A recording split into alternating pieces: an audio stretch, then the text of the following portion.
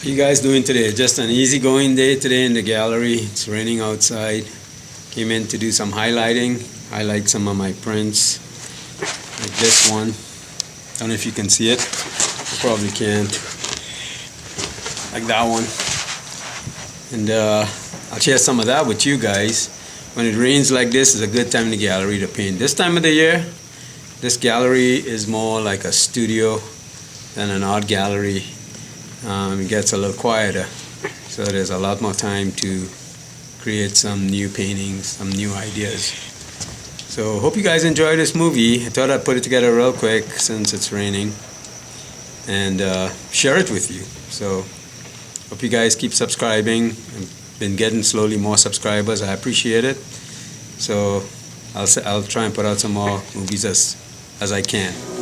I guess everybody needs a little dance in their life. This is my little jig. It's a little country jig that I do. Anyways, I like to highlight just the high points in my pictures, like you see I'm doing here.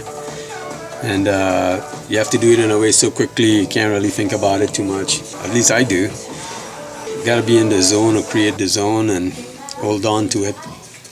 So don't overdo it, don't underdo it. That's how I see it.